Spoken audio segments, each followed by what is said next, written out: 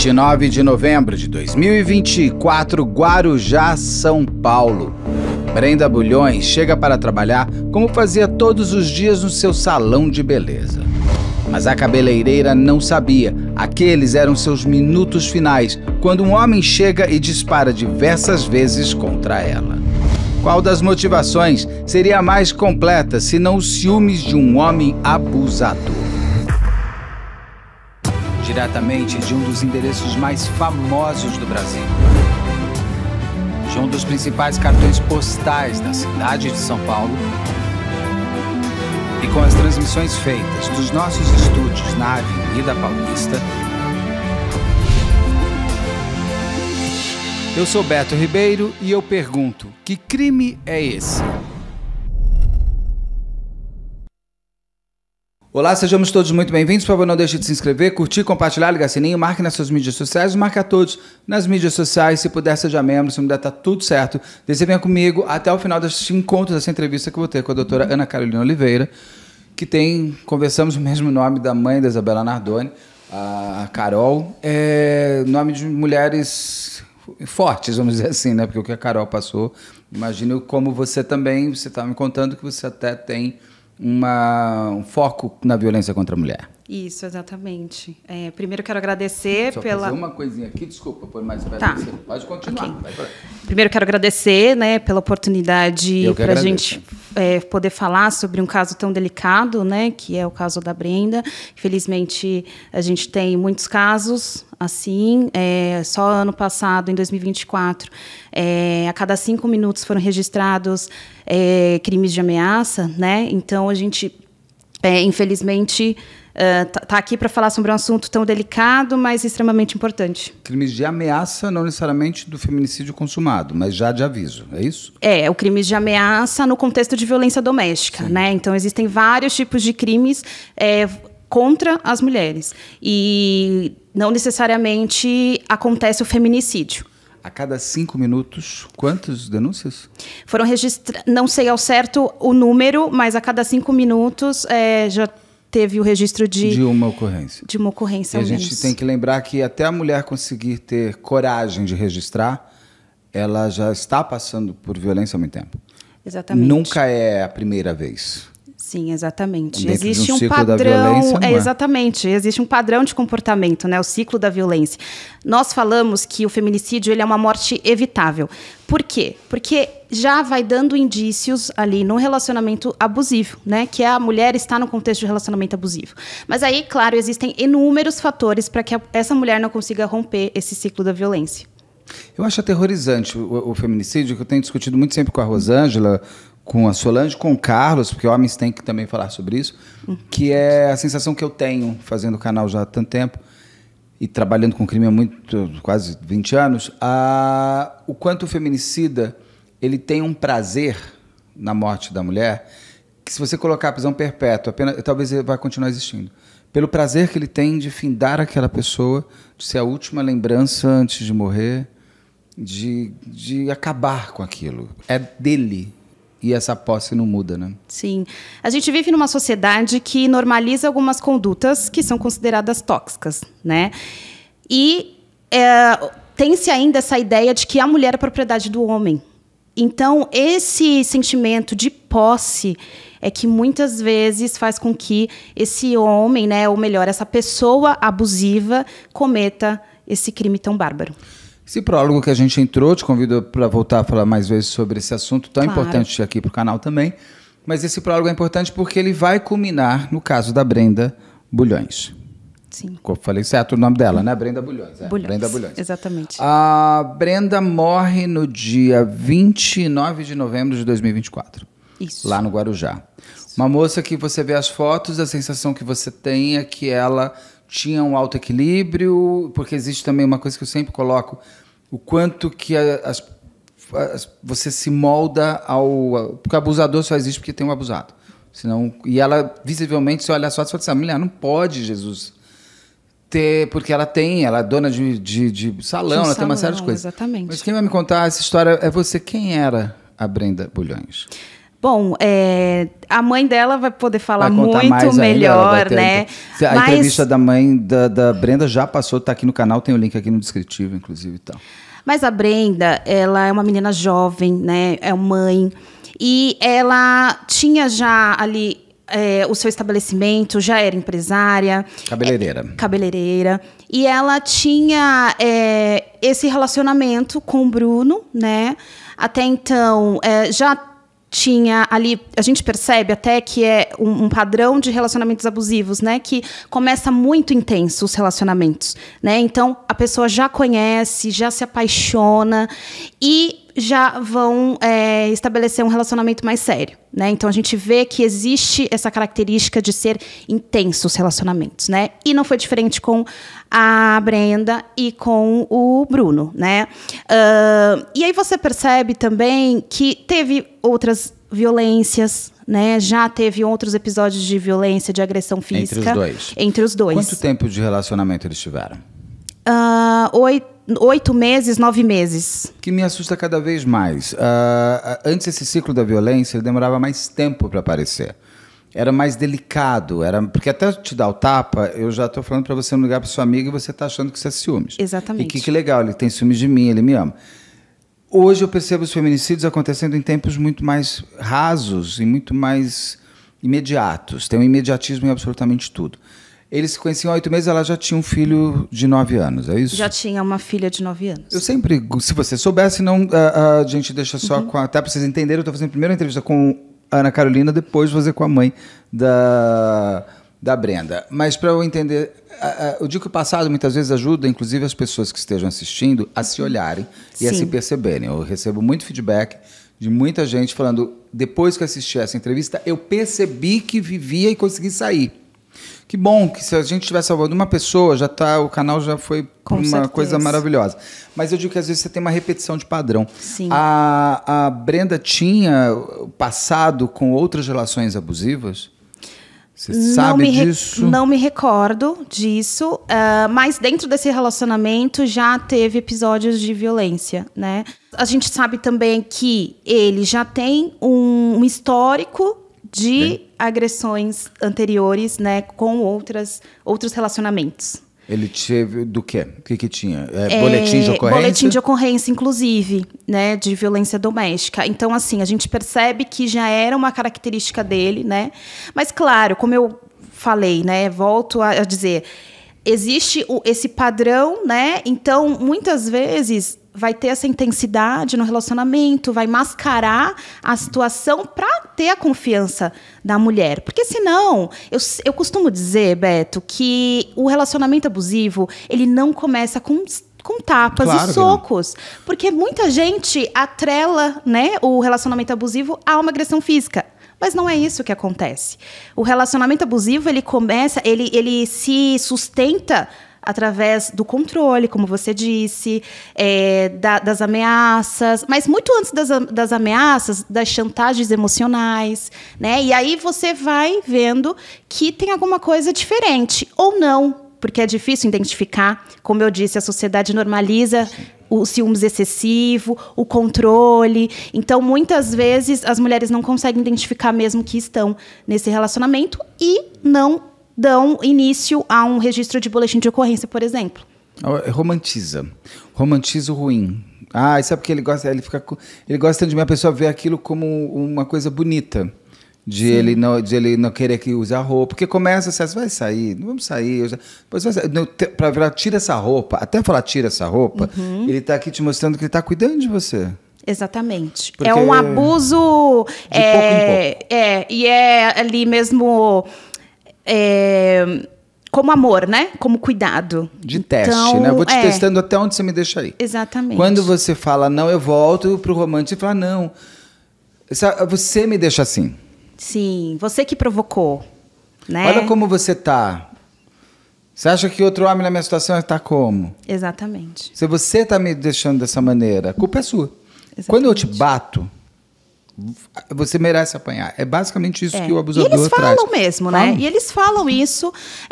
E muitas vezes as mulheres vão lá denunciar e aí tem a barreira ali no sistema de polícia, né? Porque vai lá registrar o boletim de ocorrência, a mulher relata o que sofreu e aí eles falam, o que você fez para ele ter te batido? Ainda tem isso, né? Tem. Né? Infelizmente, a gente vê, nós que acompanhamos as mulheres na delegacia, nos processos criminais, mas a gente percebe que existe essa barreira ainda. Né? Volta daqui a alguns dias, vê se vai ficar tudo bem. Então, a gente percebe essa resistência ainda, infelizmente. O Brasil ele é o 5º país que mais mata mulheres. Né? A gente tem uma lei aí, a Lei Maria da Penha, a gente tem o crime de feminicídio, mas ainda assim nós temos um índice muito alto, né, de mulheres que estão sendo mortas. E a gente precisa falar sobre isso. Sim, a negação também é alta. Sim. Tanto de homens e também de muitas mulheres. Muitas mulheres Sim. negam esse tipo de crime. Eles acham que isso, na verdade, é uma frescura. No caso da Brenda, você me conta que ele já tinha boletim de ocorrência. Você sabe me dizer se ela sabia do passado dele? Não sei. Sabe. Vamos descobrir juntos com a mãe da Ana Carolina. O que aconteceu? Qual foi isso? Como que o crime se arma? É premeditado, não é? Como que tudo aconteceu? Tudo indica que seja premeditado. Exatamente. Assim, ele ameaça ela, né? Então a gente tem esse registro das ameaças. Por WhatsApp? Por WhatsApp, voz. Tem print de mensagens, né? Das ameaças. Testemunhas que ouviram, né? Amigas que são próximas dela e que ela acabou falando sobre esse assunto. A própria dona Elisângela percebe Brenda muito mexida, né? Muito quieta, e ela vai percebendo, inclusive, ali perto de acontecer, eles tiveram uma discussão, então percebe-se algo estranho ali. Né? Até que no dia dos fatos ele vai logo cedo, quando ela estava abrindo o estabelecimento, tá? E a mata. Como que ela tira a vida da Brenda? Ele vem de capacete e, assim, a gente está falando que ele é o principal suspeito, tá? É importante a gente dizer isso, porque a gente ainda não tem um inquérito policial fechado, né? Então, até que a gente não tenha, melhor dizendo, uma condenação, a gente precisa dizer que ele é o principal. Mas existem provas que ele é... Que ele é o principal suspeito. Ele não confessa isso? Ele não confessa. Até agora, né... Fica sempre aqui avisado, eu sempre digo que eu ouço todos os lados. Se a defesa do Bruno dos Santos Campos quiser falar sobre o caso, é só entrar em contato com a equipe betoRibeiro@gmail.com, que a gente entrevista também para trazer todos os lados. Ótimo. O que traz, então, de elementos... Então, me conta como é que foi a morte dela e quais são os elementos comprobatórios que apontam para o Bruno como autor. Tá. O dia do crime, tá? Especificamente, ele vem de moto, tá? Com capacete, com uniforme de empresa. E vem numa direção... Uniforme, né, de empresa? Da empresa que o Bruno trabalha, inclusive? Não sabemos, tá? Não, ele falava que ele era autônomo, então a gente não sabe de onde que vem exatamente esse uniforme, né? Mas a gente identifica que é um uniforme de empresa, pelas imagens das câmeras. E aí ele vem por trás, ele abre ali o capacete... Provavelmente ele a chama, porque a gente vê que ela olha... Tem vídeo? Tem o vídeo, né? Que a gente percebe que ela olha para ele e aí ele vem e atira nas costas dela. Tá? Então ela encara o autor. Sim. Ela demonstra medo, ela demonstra... Pelo vídeo dá para se perceber se ela demonstra que conhece e reconhece? Não, pelo vídeo não dá, porque tá longe assim, né? E a gente não consegue identificar. Mas percebe que ela olha e que depois que ela olhou, ele vai lá e atira. O que a gente tem de elementos comprobatórios, né, agora, são as imagens das câmeras, a gente tem os prints das mensagens que ele ameaçava, a gente tem testemunhas. Ele tinha arma? Não sabemos. A arma foi encontrada? Não. A moto tinha placa? Tinha, mas a gente não conseguiu identificar pelas câmeras. Então não se sabe de quem é essa moto. Ele tinha moto? O que a gente sabe até agora é que essa moto, tá? Que na verdade tinha uma moto, que aparece pelas câmeras, e que tá no nome da mãe dele. Então essa moto tá ligada a ele? Sim. De uma certa forma, sim. Então essa moto tem. Foi feito percurso, a polícia conseguiu ver de onde ele vai, ele sai de lá e vai para onde? Conseguiu se descobrir? Eles conseguiram ver outras câmeras que fizessem não, ainda não tem o trajeto deles? Não, ainda não tem essa informação. Quando foi a última vez que ele falou com a Brenda? Não sei, não Eles me recordo. Estavam a última juntos vez. Ainda? Não estavam. Já tinham terminado o relacionamento. Há quanto tempo? Acho que coisa de um mês. Nossa, uma coisa de 8 meses, já estava um mês separado, é uma coisa assim, nada. Isso não é namoro, isso não é amor, isso não é nada. Isso é um conhecimento de reconhecimento.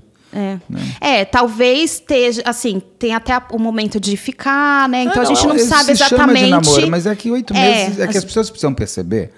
Que eu digo pra muita gente, falo assim, gente, 8 meses é namoro pra adolescente, porque o tempo de vida deles é curto. Então, quando você tem 15 anos, você olhar pra trás, você tinha 12. Quando você tem 20 e poucos, você olhar pra trás, você tinha 19. Então, o tempo é outro, né? Eu digo, porque as pessoas, elas vão muito num fã de amor da minha vida, eu te amo, paixão eterna, para pôr no Instagram, isso, aquilo, e você já tá atravessando muitas coisas, inclusive da própria relação. É só um parênteses aqui. Ela tinha, então, ela estava separada. Esse boletim de ocorrência que ela faz contra ele há quanto tempo antes da morte dela? Eu acredito que foi a primeira agressão, na verdade, que aconteceu. Porque aconteceram 3, né? Então, eu não sei especificamente quando aconteceu, mas não foi das últimas vezes. Até porque, assim, tem a discussão, eles terminam. O que dá para perceber claramente é que ele não aceita o relacionamento. Ela já estava, inclusive, em outro. Né? Ali, quando ela morreu, tinha 17 dias, mais ou menos. Então, assim, você percebe realmente que não quis aceitar o relacionamento, né? E essas mensagens que ele manda, qual é o teor delas? Eu vou matar você? É isso que ele fala? É que, assim, o processo ele corre em segredo de justiça. Não sei se a gente pode passar essa informação. Por que em segredo de justiça? Porque como envolve violência contra as mulheres, né, a gente tem até um cuidado de, embora esteja repercutindo na mídia, mas de preservar algumas partes ali do processo, né? Por exemplo, a filha dela. Né? Então, existe ali uma necessidade, né, de que seja em segredo de justiça. Mas... Eu entendo. Eu vou deixar só uma opinião minha que trabalha com isso. Quanto mais segredo, menos se fala. Mas uma das partes vai falar. Em algum momento. E aí você permite que a narrativa seja só do outro. E é muito fácil, principalmente em certos momentos, você transformar a vítima em algoz. E você inverter tudo isso. E justamente o que eles fazem, né? Sim. E agora, quando está em segredo... O segredo é pedido por quem? Neste caso. Então, geralmente eles já colocam ali na própria... Porque o que acontece? A gente está no período de inquérito policial, ou seja, da fase de investigação. Nós estamos gravando em fevereiro de 2025. Isso, e aconteceu isso em novembro, e a gente tem ido até, o doutor Leandro ainda está aqui como prova, que a gente tem ido lá muito... para que a gente consiga contribuir assim de uma forma, né, com as investigações. O que está precisando? Está precisando de uma câmera, está precisando falar com alguém, enfim, para a gente viabilizar que haja o andamento mais rápido possível. Né? Mas, assim, para que essa investigação ela seja feita com mais sólida, né? Que ela tenha, de fato, ali um comprometimento com o caso... É necessário até que haja isso, porque se de repente vaza alguma informação, pode atrapalhar nas investigações, né? Então é mais relacionado a isso. Tá. Então, mas essas mensagens devem ser um elemento importante. Sim. Que colocam, e nem sempre é o que eu falo, nem sempre a pessoa que fala eu vou fazer, realmente faz. Muita gente só fala, é bravata. No caso dele, pode ser que tenha sido ele de fato, por isso que ele ainda é um suspeito. Sim. Onde, assim, ela leva um tiro nas costas? Não, são 6. Isso é execução, né? É uma coisa forte. Ela morre no ato? Sim. Ela já, quando chegou, a ambulância já constatou a morte. Ele não confessa, ele não diz que foi ele. O que acontece com ele? Onde ele estava? Qual é o álibi dele? Ele fugiu. Né? Na verdade, ele foi preso em Mato Grosso do Sul, divisa com o Paraguai. Quando? 15 de janeiro. Na verdade, ele foi preso 15 de janeiro. De 2025? Isso. Ah, então por isso que ainda está. As investigações. Por isso que o inquérito não fechou ainda. Então, ele é preso lá com a equipe de lá, e aí tem toda uma burocracia para fazer a transferência dele até o Guarujá, né, onde ocorreu o fato. E ele chega 27 de janeiro, então no Guarujá. A gente está gravando aqui dia 6 de fevereiro, então é super recente. Por isso que então o inquérito aberto ainda não tem, o Ministério Público deve estar vendo denúncia para tudo mais. Tá? Ainda existe tudo isso. Agora, por que ele foge? Ele diz... O que ele diz? Na verdade, a gente não teve acesso ao depoimento dele ainda. Tá? Assim, ele nega, ele não diz nada assim. O que a gente tem de informação é que ele nega os fatos mesmo. Então ele não fugiu, ele viajou. Para os olhos dele. Né? Onde ele estava no dia se ele não fez nada? Ele disse, você sabe? A gente não tem acesso ainda. Tá? Não temos acesso ao depoimento dele ainda. Porque ele nega... porque nega, ele pode dizer, eu não fugi, eu viajei. Ele fala que não cometeu o fato. Isso fica agora com a polícia para conseguir provar que era de fato ele. Exatamente, Mas de probabilidade, de provas, é o máximo essa moto, que é ligada à mãe dele. Que é forte. A gente tem, assim, as câmeras, né, do dia. Mas você não vê o rosto dele. Não vê o rosto, mas a gente consegue, assim, identificar algumas características, né, do jeito de andar. E aí isso já é parte da polícia, né, que vai fazer todas essas investigações. Sim. Mas o que a gente percebe ali, né, as imagens, testemunhas do dia do fato e tudo... Alguma testemunha viu ele? É ele. Ele está com capacete. Mas ninguém reconheceu ele, nada. Tu viu a voz dele? Essa informação a gente também não pode falar. Não pode, mas existem testemunhas. Tá. Então é uma prova complicada. A testemunha é sempre uma prova muito complicada, muito complexa. Eu já fiz casos aqui que, na verdade, as pessoas eram inocentes, as testemunhas colocaram eles na cadeia. Então é sempre muito perigoso, né? Sim. Até para preservar mesmo a integridade das testemunhas, né? A gente nem acaba falando muito para que não haja nenhuma identificação. Como está o caso? Então agora a gente está com esse inquérito, ele está preso? Está preso, continua preso. As últimas atualizações que a gente tem é que ele está em prisão temporária, né, que foi prorrogado por mais 30 dias. Ou melhor, que vai ser prorrogada, né, porque tem até o dia 16 de fevereiro. De fevereiro, no caso. E aí que tem a possibilidade de ser prorrogada por mais 30 dias, ou o delegado titular verificar que há indícios para conversão para prisão preventiva. Então, ele permanece preso. Pelo que a gente sabe, também já foi ouvido, né? Já tem a versão dele dos fatos. E agora a gente vai aguardar para que as investigações continuem, né? E que sejam finalizadas, para, então, a delegada, o delegado titular, fazer o relatório final e mandar para o Ministério Público oferecer a denúncia. Ele tem algum... O celular dele está sendo periciado? Ele entregou? Sim. Entregou com senha? Mas a pessoa já dá senha, você já até fala, não tem muita coisa a esconder. Mas já foi... Está sendo periciado. Está sendo. Porque ali deve ter elementos, perícia, inclusive, de localização. O dela também, inclusive, que é o principal prova, né, que a gente tem. Se ele não mudou o aparelho, hoje você consegue me rastrear, você sabe por onde eu passei o dia inteiro. Sim. Então, ali é uma coisa que a perícia pode olhar, se ele estava no local de fato, ou pelas herbes também, tem toda essa parte que deve estar sendo levantada, é isso? Sim, com certeza. O caso, ele tem prazo para encerrar o inquérito? São 30 dias, geralmente, mas como teve prisão agora... Geralmente, eles pedem prorrogação, né, do prazo para que eles consigam aí elucidar mais coisas. Tá, o Ministério Público está junto, já com certeza. A gente tem né? Na verdade, quando a delegada fecha o inquérito policial, que a gente fala o relatório final, né, ela encaminha para o Ministério Público para que ele ofereça a denúncia e forme realmente um processo criminal. Sim, mas geralmente tem muitos que acompanham já, né? Desde a parte da investigação, não sei se está nesse caso. Mas eu digo, porque o próprio Ministério Público tem que ter todo esse material comprobatório para conseguir fazer a denúncia. E depois o juiz conseguir fazer a pronúncia. Mais algum ponto dessa história, dessa triste história da Brenda que você queira trazer, que eu não perguntei? Não, acho que no momento... Eu estou com outro advogado aqui também. O doutor, só puxa o microfone para o senhor aqui, por favor. O senhor tem... o doutor, deixa eu pegar aqui, o doutor Leandro Santos. Isso. Doutor, tem algum ponto que o senhor gostaria de trazer, que a gente não conversou aqui? Exato. Sobre o sigilo da testemunha, né? Existe o provimento 32, que, por exemplo, a testemunha A mantém o nome e a identidade sob sigilo. Então, o que eu queria deixar aqui para os seus seguidores se a pessoa ela conseguiu, né, presenciar um fato ali criminoso, ela não tenha medo, ela vá e se ofereça, né, à justiça, à polícia, para ser testemunha. Por quê?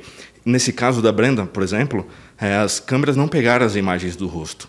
Então, se uma testemunha está passando ali no local, ela consegue identificar o autor do crime, ela conseguindo, né, ser testemunha, ela vai ajudar, né, a elucidar o crime. Então, é fundamental. Né? As pessoas ficam com medo mesmo, e a gente entende. Porém, existe o provimento 32, repito, ressalto, que é muito importante, né? A lei criou esse provimento para justamente manter essas pessoas sob sigilo.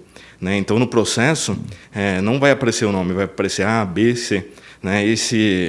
Até no momento da oitiva, lá no tribunal, vamos dizer assim, o réu não presencia, o advogado do réu também não vai presenciar. Então, é um provimento que realmente funciona, né? E dá mais provas, né? Para que o réu realmente seja condenado, né? Porque não pode ter dúvida. No processo criminal não pode ter dúvida. Claro. Né? Tem um dúvida para o réu. Uma pessoa que vai presa, né? E também muitos dos homicidas, dos feminicidas são bravateiros, gostam de contar o que fizeram. Se alguém teve contato com o autor, sendo Bruno ou outro autor, que tenha contado, tá, matei mesmo, conta também. Eu faço uma denúncia anônima, porque isso já ajuda bastante também. Sim. Doutores, muito obrigado. A todos vocês eu convido para assistir também a entrevista da mãe da Brenda, que está aqui no canal, e a gente vai acompanhando esse caso para saber os desdobramentos. Tem novidades, por favor, nos avisem, a gente faz um recap de toda a história. Pode deixar. E vocês sabem, tem vídeo todo dia, até daqui a pouco. Até já.